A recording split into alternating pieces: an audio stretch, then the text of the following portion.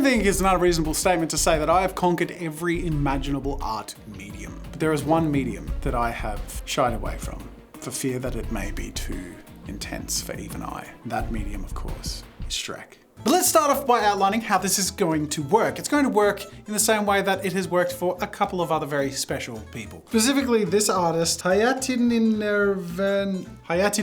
I think I got that right eventually. With this beautiful creation on TikTok of an artwork being transformed piece by piece, manipulated to perfectly fit into, wait for it, Shrek. There is Shrek, made out of another artwork. And it's beautiful. And in this video, I am going to finally delve into Shrek art. To prove I can be a really Shreksy artist, I've had my team prepare for me 4 challenges. I have not seen any of these. We've discussed the parameters. I will either make Shrek into art or art into Shrek. Starting with picture 1, I need to recreate, of course, a classic. We're starting off with the Mona Lisa. But I'm also being assigned the Shreks that I'm going to recreate the Mona Lisa with. There we go, nice, like very clean. It's even a transparent PNG. So this one makes my job easy. Then we also have, oh, okay, very good. Oh, then we got another poster one, which is the same, it's the same Shrek with a cocked eyebrow. Then last but not least,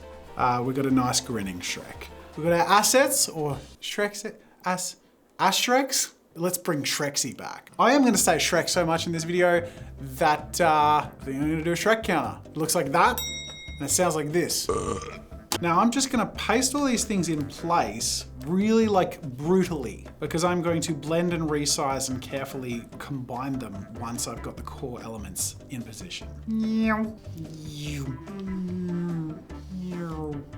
the process begins in a pretty straightforward way. One piece at a time, starting with the eyes and then the eyebrows. I make the layer a bit more transparent, manipulate and warp it to fit in place, and then feather away at the edges with a fairly soft, basic Photoshop eraser.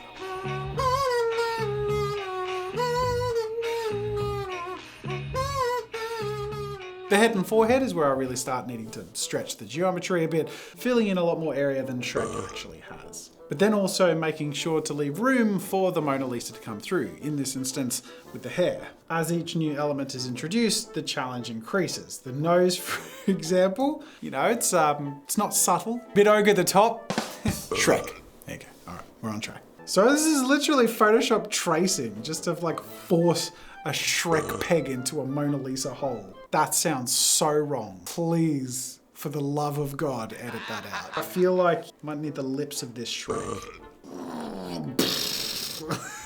Oh no. Soften these edges, starting off with the right size. We've got the width of the mouth. I think that is, I'm speechless, so that's, you know, that's a good sign, I hope. Now with the face rough together, I'm gonna come back to that to fix some of the patches later, but I wanna put in as much as I can in the skin area of the neck and upper torso.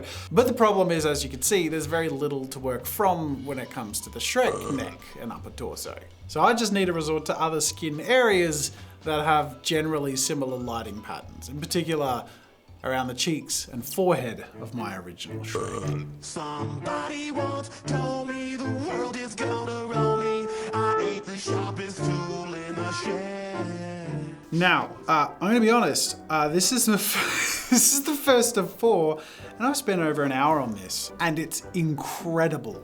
Like usually I don't like to toot my horn too much, but you know, in this case, I feel like it's well earned. This is the best artwork I've ever made, and I am confident in saying this is the best artwork you've ever seen. We're breaking boundaries here, people. We're innovating in a way that the world has been hungry for. Leonardo da Vinci would be proud. That was just piece number 1.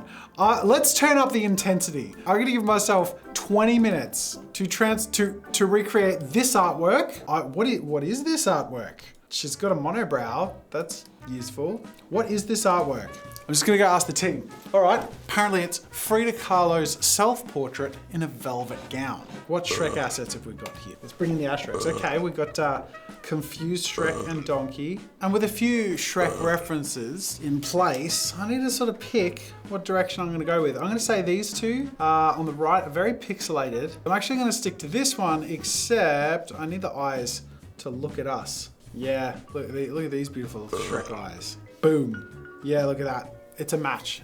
It's a 1-to-1. I'm gonna see if I can streamline my process here and literally just take Shrek's face, copy like the whole face, put it into place and sort of see piece by piece. If I can just sort of force manipulate the different areas of Shrek's face into position on our Frida Kahlo self-portrait.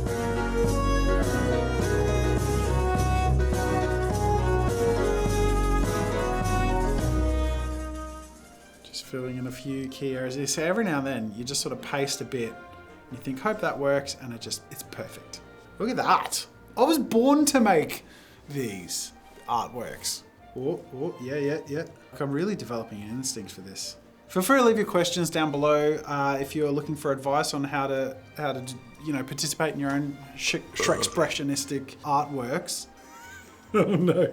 Oh, this is awful. This is disgusting. I love it. There you go. I did it again. I'm a genius. What is next? What can I possibly do to outdo myself? Well, not only have I done this last one in less than half the time, I'm gonna up the ante and do the next one in less than half the time again. I have 10 minutes to do challenge 3 to recreate, what is it? Oh no! Oh no! Oh, okay. I think this is the clear winner. It's topless, bloody in the covers. Look at those eyes. Oh, Shrek. Is anyone still here? I think they're all gone. You're still here for some reason. Everyone else left. What are you still doing here? What is wrong with you? That you are the one left watching this. I have 10 minutes to make magic happen. Now I followed the same process that I started off with my previous piece because I think that worked pretty well to get a great result. Starting off by copying and pasting and warping the original Shrek face geometry over our Joseph Ducour portrait. Ducour? That's what I'm told to pronounce it, Ducour. But I have to say, I'm in a pretty good place at a starting point because my Shrek features much more closely align with my reference than they did in the last piece. Now, I think it's fair to say at this point, I actually, I really have this figured out. I have my Shrek process, my pro Shreks, down to a fine art. So with that first layer as the foundation and really making that basically invisible and just putting in the features cleanly one by one and aligning them and obviously referencing the original, this is just the cleanest and most straightforward way to make sure I have the artwork I'm recreating represented in a really clean and accurate way, but also can bring back that foundation of the skin tone and everything the way it was to tie together to make the perfect representation of Shrek in the form of the artwork. So this was the original, and of course, this is the improvement. Actually fits really well, both with the character, the personality, the lighting, the scene. With each painting, my abilities are expanding and I'm becoming one with the art process of Shrekifying. We have time for just one more, and I say time because I'm gonna cut it in half again. I'm just gonna have a couple of minutes. All right, I'm going to recreate. What? With 2.5 minutes, I'm gonna pick one of those people. Oh, I have one Shrek asset, which is, wow. I think the way to do this one is to pick the most prominent angel in the creation of Adam by Michelangelo, and to add Shrek to the scene as one of the angels. Look at that, the lighting matches up. This is perfect. Let's take Shrek to where Shrek has never been before. To the beginning of creation of man in the biblical story. And we all know how this process goes, but this time it's hardcore mode. We start off with the basics of the face being taken, contorted, and warped to apply to our angel's face. Then we take each of the features of the face one at a time and proportion them, place them. We only have a time to do a few of the key ones, but with a focus on nailing the face and the proportions, and then taking a little bit of a shortcut with the rest of the body and just simply changing the skin tones to suit our Shrek tones, we culminate to a place of transcendent beauty. And the beautiful thing about this process is it improves any timeless piece of art, which you feel like otherwise might not be able to be improved. But by subtly, tastefully, and proportionately implementing more Shrek into your art, as you can see, it just really elevates. This guy's like, oh my God, this shit's getting weird. Now that I've officially upset and offended everyone who's watched this video, I want to thank you for watching, and make sure please to, holy shit. How do I say subscribe to this channel after that? Thanks for watching, and until Shrek's time